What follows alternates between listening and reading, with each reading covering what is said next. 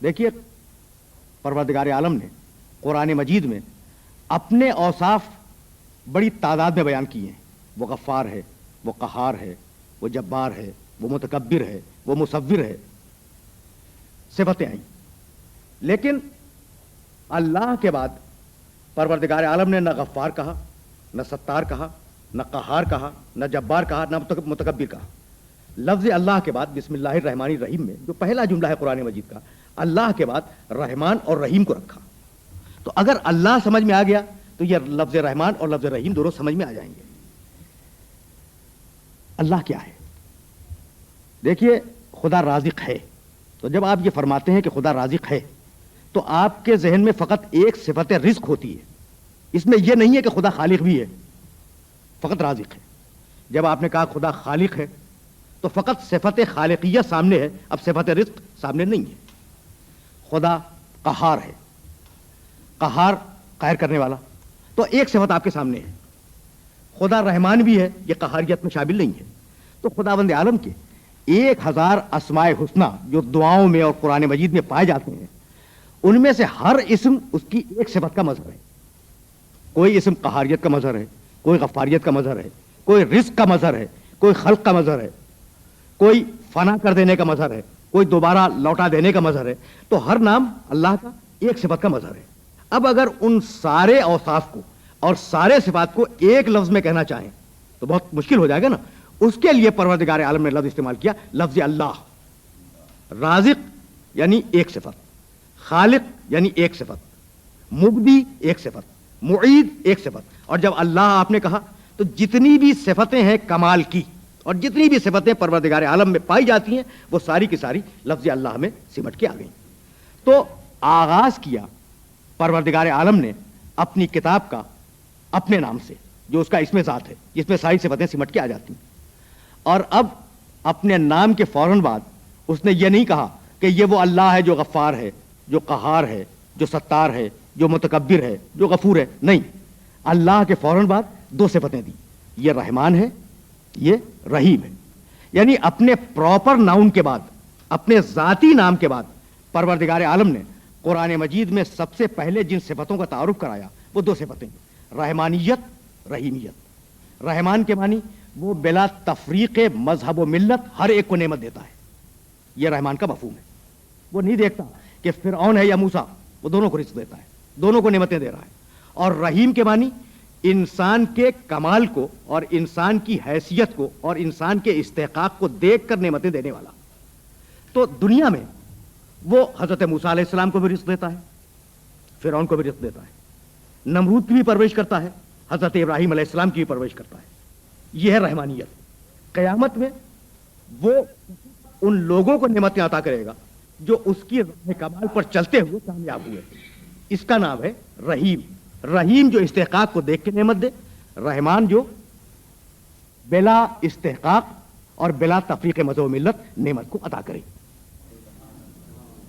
اب آپ نے توجہ فرمائی کہ اس کا جنبہ رحمت اس کے جنبہ قہر پر، جنبہ غضب پر، جنبہ انتقام پر اگر حاوی نہ ہوتا تو پروردگار عالم لفظ اللہ کے بعد ان 2 صفتوں کو نہ رکھتا. تو سہارا اللہ کے نام کا جو رحمان بھی ہے، رحیم بھی ہے. اب سورہ مبارکہ نے ترقی کی، فوراً بعد کہا الحمد للہ رب العالمین. حمد ہے اس اللہ کی جو عالمین کا، سارے جہانوں کا اور ساری کائنات کا پالنے والا ہے.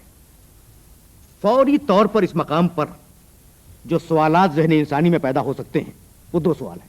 بھائی حمد کے معنی تعریف، حمد کے معنی شکریہ. تعریف کر رہے ہیں، مقام شکر میں ہے، حمد اللہ کی. تو فوری طور پر انسان کے ذہن میں 2 سوال پیدا ہوں گے کہ بھائی جس اللہ کی آپ حمد کر رہے ہیں وہ ہے بھی یا نہیں، پہلا سوال. دوسرا سوال جو ذہن انسانی میں آئے گا کہ ہوگا بھائی ہم کیوں حمد کریں، ہمارا اس سے تعلق کیا ہے. خدا کی قسم یہی بلاغت قرآنی کا اعجاز ہے کہ ادھر آپ کے ذہن میں 2 سوالات پیدا ہوئے اور ادھر قرآن مجید نے انہی لفظوں میں جواب دیا الحمدللہ، حمد اللہ کی. سوال آیا ذہن میں کہ بھئی ہے بھی یا نہیں، فوراً جواب دیا یہ اللہ وہ ہے جو عالمین کا پالنے والا ہے. بھائی فضا میں اگر بال کو پھینکو تو جب تک تمہارے ہاتھ کا فورس باقی رہے گا اس وقت تک بال فضا میں رہے گی، گیند فضا میں رہے گی، اور جس وقت فورس ختم ہوا وہ زمین پہ آ جائے گی، ہے یا نہیں؟ تو ایک ہے علت ایجاد اور ایک ہے علت بقا. یہ دو چیزیں ذرا سا توجہ کی طلبگار ہیں. علت ایجاد کا مطلب ایک آدمی نے ایک شے کو ایجاد کر دیا، یہ میز بنا دی ایک انسان نے.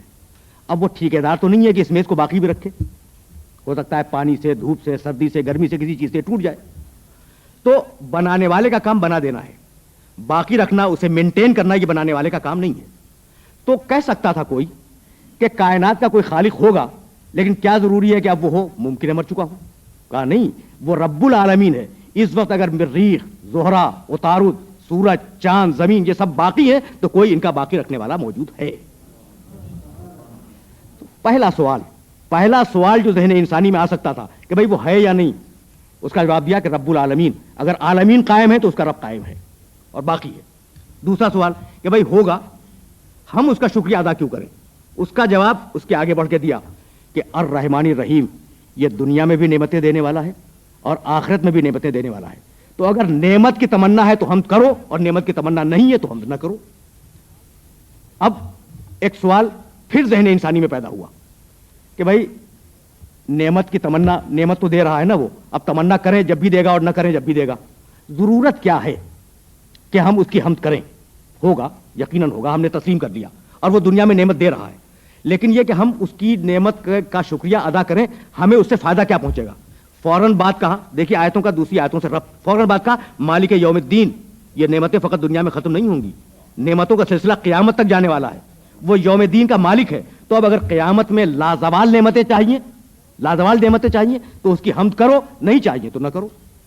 اب پھر ایک سوال ذہن انسانی میں پیدا ہو سکتا تھا، اور بڑا عجیب و غریب سوال، کہ حمد کے لیے ہم تیار ہیں، ہم اس کی حمد کے لیے تیار ہیں، لیکن حمد کا وہ سلیقہ کیا ہو، وہ طریقہ کیا ہو جو اس خالق کو پسند ہو. تو فوراً جواب آیا ایاک نعبد، پروردگار ہم تیری عبادت کرتے ہیں، عبادت کے ذریعے تیری حمد کو تیری بارگاہ میں پیش کرتے ہیں. اب پھر ذہن انسانی میں سوال پیدا ہوا کہ اس عبادت کے طریقے کو کون بتلائے؟ ایاک نستعین، پروردگار مدد بھی تجھ سے ہے، طریقہ عبادت تو بتلا دے. اب پروردگار طریقہ عبادت کو بتلائے تو کیسے بتلائے؟ تو اب پھر فوراً ایک دعا دے دی، اہدنا الصراط المستقیم. دعا مانگو ہماری بارگاہ میں کہ پروردگار ہمیں سیدھے راستے پر چلنے کی ہدایت کر، سیدھے راستے کی طرف ہماری ہدایت کر. جب سیدھے راستے کی طرف ہدایت کی دعا دے دی تو جب بھی ہدایت آئے گی، جب بھی کوئی ہدایت پروردگار کی طرف سے آئے گی تو عوام الناس میں اور انسانوں میں دو متضاد رد عمل پیدا ہوں گے. دیکھیے اب آیت کا اختتام ہو رہا ہے. جب بھی ہدایت آئے گی پروردگار کی طرف سے تو انسانوں میں دو متضاد رد عمل پیدا ہوں گے. کچھ لوگ اس ہدایت کو قبول کریں گے، کچھ لوگ اس ہدایت کو ٹھکرا دیں گے. جو قبول کرنے والوں میں ہوں گے ان کا نام ہے انعمت علیہم، اور جو ٹھکرانے والوں میں ہوں گے ان کا نام مغضوب علیہم اور ضالین ہے. وآخر دعوانا ان الحمد للہ رب العالمین.